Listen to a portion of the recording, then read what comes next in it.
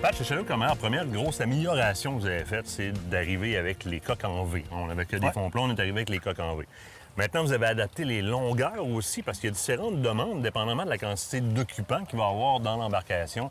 À partir de la 14 pieds, 16 pieds, vous avez différentes configurations. On fait deux modèles, premièrement, qui se trouvent être la 14 et la 16 pieds dans les modèles en V. OK. Ça, celui-là qu'on a ici, ça, c'est la 14 pieds? 14 pieds. Super 14 pieds. Écoute, ça a été testé dans les pourvoiries, ça a été testé par les clients. C'est rapide, ça glisse sur l'eau, ça va bien. C'est quelque chose de... À cause de la légèreté? La on perd une coupe de livres par les rapport lisses à en 16. dessous, écoute, on a 3 lisses en dessous de ça. Quelque chose de très, très maniable. C'est vraiment un beau petit modèle. Si je me souviens, dans la 16 pieds, on avait 5 lisses. Oui.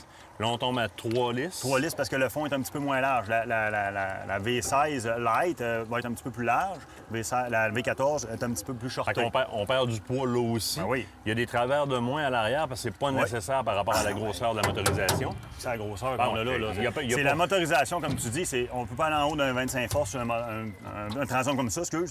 Fait que ça sert à rien. En haut de 25, même 30 forces, on commence à botter les moteurs. OK. Fait que là, dans ce temps-là, on met des longerons, exemple, qui se trouvent à être ici. C'est pour ça les longerons sur la 16 C'est ça, exactement. OK. Mais sur une chaloupe comme ça, on n'a pas besoin. C'est très, très assurément, résistant. en dégraissant tout ça, tu gagnes au niveau du poids, ce qui fait que tu n'as de toute façon pas besoin d'une si grande motorisation. Puis tu vas avoir l'effet que tu parlais tantôt, de flotter puis de flyer. Oui, ça fly, oui. Mais on conserve quand même les configurations qu'on aime énormément.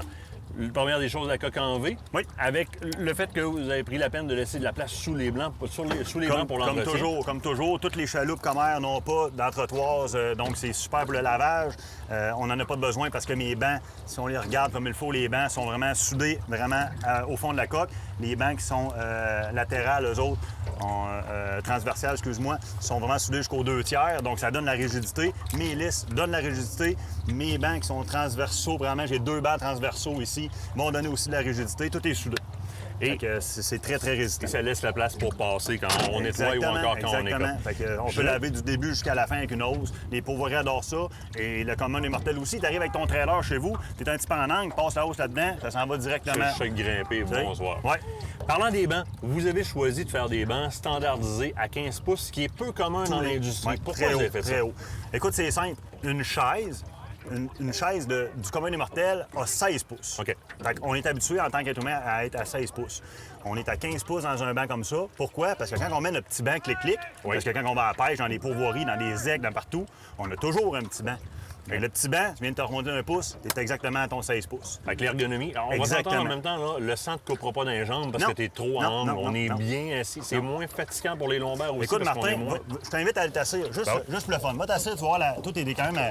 Tu sais, regarde là, comment tu es bien assis. Là. Regarde tes genoux, là, tu sais. Mes jambes sont droites. Ouais. Ça me permet... Je suis pas en manché de même. Je suis pas en manché pour un entorse. Tu es capable de pêcher longtemps dans une chaloupe comme ça. C'est là, ça, si la je me donne différence. un pouce de plus, définitivement. Oui. Je reviens sur les francs-barres. Oui. On a parlé dans 16. Ça demeure impressionnant. Ce que ça donne comme, même psychologiquement, au niveau de la sécurité, t'embarques n'importe qui dans une chaloupe commère à cause de ces francs-barres-là. On est bien. On va avoir tendance à plus facilement se pencher, à garder une stabilité sans avoir l'impression que je vais passer par-dessus. Exactement. Exactement. Si on regarde, si on le voit très bien avec le banc est à 15 pouces. Regardez la hauteur que j'ai aussi, franc-barre encore. Là. Fait que c'est très, très... Tu sais, exemple, quelqu'un qui se met les pattes chaque barre avec son petit banc à clic, il vient s'accoter là-dessus, il est super confortable toute la journée. Il arrive au chalet le soir, il n'est pas courbaturé, là.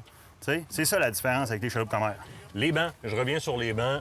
Une chose que vous prenez la peine de faire, c'est évidemment tous les bancs sont testés au niveau de la flottaison. Oui. Et vous allez même au-delà de la norme dans la flottaison pour les bancs. C'est-à-dire que chacun de ces bancs-là est rempli de styromousse. Tous les bancs, que ce soit ces bancs-là, les bancs qui sont transversales, tous les bancs ont des formes à l'intérieur.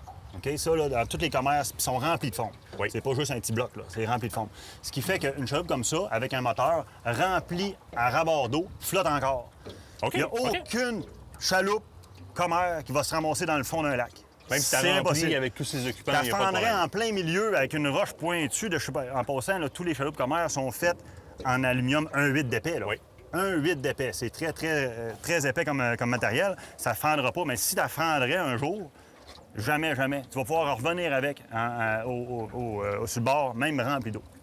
Dans ce cas-ci, sur la 14, c'est une configuration qui est différente au niveau du banc à l'avant. On se souviendra que sur la 16, il y avait le dosseret comme ça ici, mais il y avait un plateau à l'avant. Ici, c'est plus ouvert. Y a-t-il une raison pour laquelle on a choisi cette configuration-là? Parce que la coque, la forme de la coque est différente. OK? Vu que c'est une V14, la coque est un petit peu plus shortée.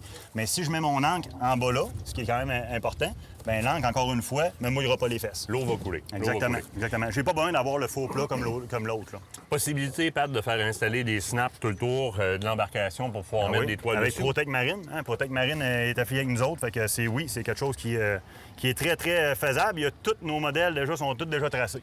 Fait que c'est quelque chose qui est facile, très facilement accessible. Ça, l'accessoirisation sur les embarcations commerce, quand le client va se rendre chez son détaillant, il va pouvoir discuter des accessoirisations qu'on va pouvoir mettre dessus pour que ce soit livrable avec, littéralement.